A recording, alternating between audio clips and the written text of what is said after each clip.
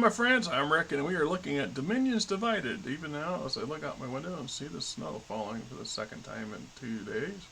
This is not supposed to amount to a whole lot either, so I'm hoping this is the last snow we see of this year. Or at least of this, it's snowing pretty good. Yeah. I'm like March in Iowa. I'm tired of this stuff. It's all good, right? So we're looking at Dominions Divided, and I read this book and finished it about 2 weeks ago, and I've been meaning to get around to it. And it goes in part hand in hand with a couple other novels I've read, which helps. And like I said, it really matters when if you're wanting to look at the whole picture, the big picture. Being able to read and then follow up and vice versa, it really fills in the blanks, because there are certain aspects, there's certain stuff that I don't have full information on, because, for example, I've read this, and then it was just recently I read the book, what is that, Elements of Treason Duty, and we'll get to that some here eventually. Dominions Divided. Alright, so I look at these source books, and these are different style of source books from the traditional field manuals and house source books, faction source books, and that they're more regional and situational oriented.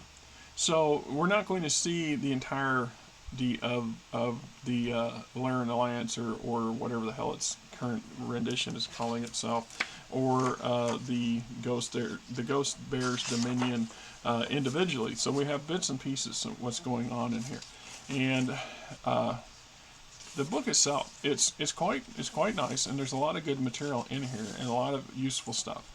And I think, like I said before, it's better suited if you've read the novels and then have access to this. But if, in lieu of the novels, you get the gist of what's going on in here. So the situation in the Federated Suns is coming to a head. We're seeing a number of crucial issues that have taken place in the most recent past that once again have happened in novels and material I have yet to read. So, which is, sad for me. So I'm still kind of stumbling around in the dark a little bit as to why things happened and how they got there. But the obvious conclusions, I mean, anybody who's even got any kind of worth when it comes to tactics, a tactician, sees a scenario like this, and you know that's not going to last. That's not sustainable. The very fact that the dragon's tongue, it sounds pretty and it looks impressive. So basically, Tornaga was able to do an end run around the more heavily defended Draconis March planets to get at New Avalon and conquer it. The problem is he has no depth. The fact that there's all that space in between and they were unable to hold Robinson, and they losing up here means that this is inevitable. This is going to get cut off, and you're either going to cut it off at the base, roll it up, and destroy and piecemeal everything that your foe has brought in there, or you're going to hit the tip of it and kill the head of whatever's going on here. And that Tornaga left himself in this position. For as much genius as that man showed, how much tenacity and gumph and leadership and skullduggery that got him to where he was, the fact that he ends up the way he does is almost anticlimactic and sad. It's just my personal opinion. It has no take on how the writing's been done or how the stories go or the game the outline of what the game designers decided should happen. It's just that it happens in a real scenario, real history. It works that way. Pretty fantastic, pretty famous, pretty savvy individuals end up in kind of a crappy end, because it's just life is that way. So Julian gets in with the help of his, more likely running on the coattails of the Princess Champion, Aaron Sandoval, is able to ride to the rescue of New Avalon and liberate it from their foes. Meanwhile, like I said, there's other stuff going on the Compellin March situation, where the quote new Duke of New Citrus is dumbass at best. Right, his sister has a lot more savvy, and it's pretty obvious in the writings on the wall. I suspect we'll see a marriage between Julian and whatever her name is. sticking in my brain. So we comes to the main portions. They talk about Dominion is divided. So it focuses a big chunk of what's going on in the Ghost Bear. So in the novels I read, and I don't have them in front of me at the moment. The spoiler alert, you don't like it, I don't tell you. The way I understand it is, okay, so Alec Ward takes Terra, sets himself up as ilClan. Then he starts fishing around at the other clans to figure out their positions. And the Ghost Bears are literally divided. Some of them want to join the new Star League and follow their mandate that was given to them by Nicholas Kerensky all those many centuries before. Others are fine with the status quo. They have developed and enriched themselves by melding with the Rasalhague Republic to form the Ghost Bear Dominion, and they are, of all the clans, they're the most successful in melding with and blending with their inner sphere counterparts, and to the point where they're no longer the inner sphere members of the free Rasalhague don't see themselves as being occupied by a foreign force, which is, to the entire history of Rasalhague says something of what the majority of the people's thoughts are of the Ghost Bears and how the Ghost Bears handle themselves, as opposed to all the other damn clans combined. So when they don't just immediately leap up and come to the ilClan's beck and call as a united front, Erik pulls a kind of a shitty stunt, in my opinion. He basically refuses to accept they're willing to come, but not everybody's willing to come. So he doesn't want that. He doesn't want a divided Ghost Bear.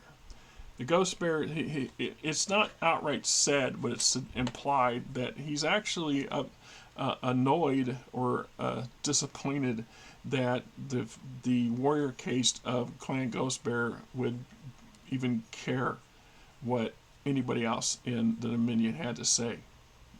We are the warriors. What we do is what we say. Where we go is what we say. And so the fact that there's even any kind of discussion that includes the rank and file is so not clan, which is ironic when, if you know what I've read about Erik Ward in the novels I've read that he's been involved in, Clan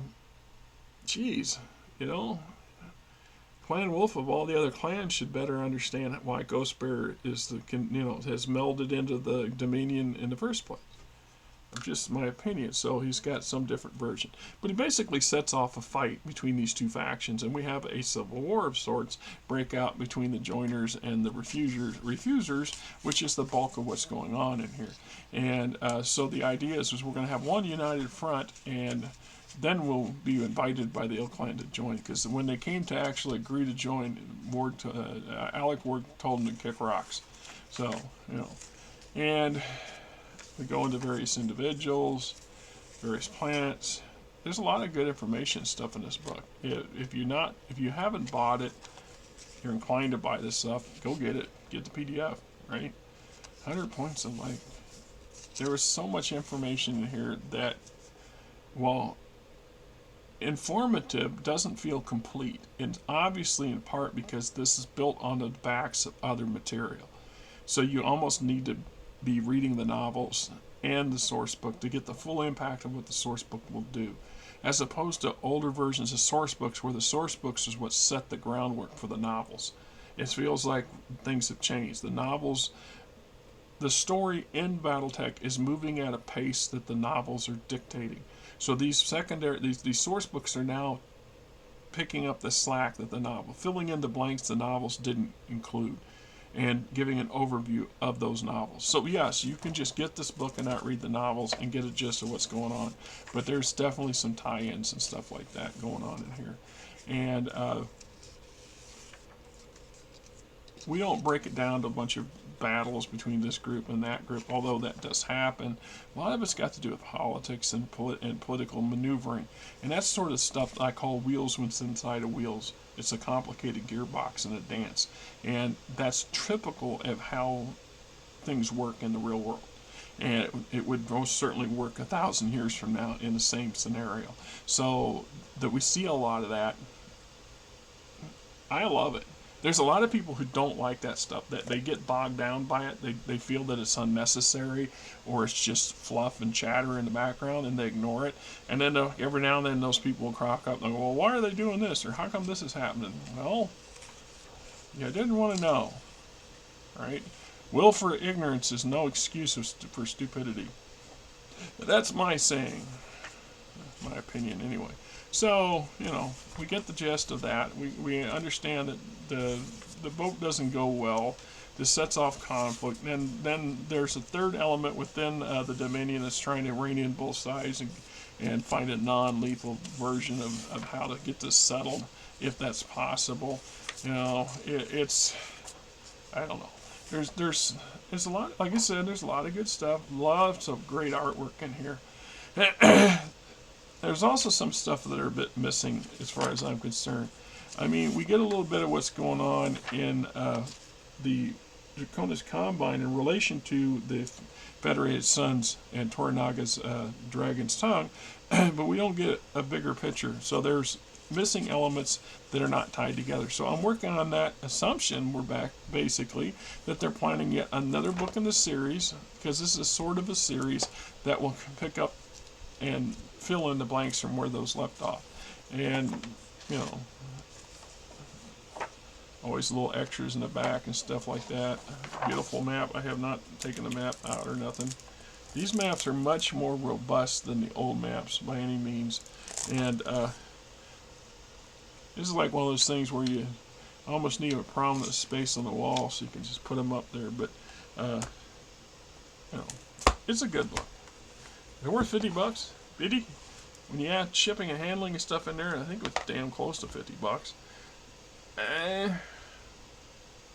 Sure, why not? Right? What do you know? What do you do? There you go. Going on, my friends, this is Rick, and hey, if you like the channel, please hit the subscribe button, hit the like button, tell your buddies, tell your friends, tell your coworkers, tell anybody else that's in the gaming industry or gaming fan.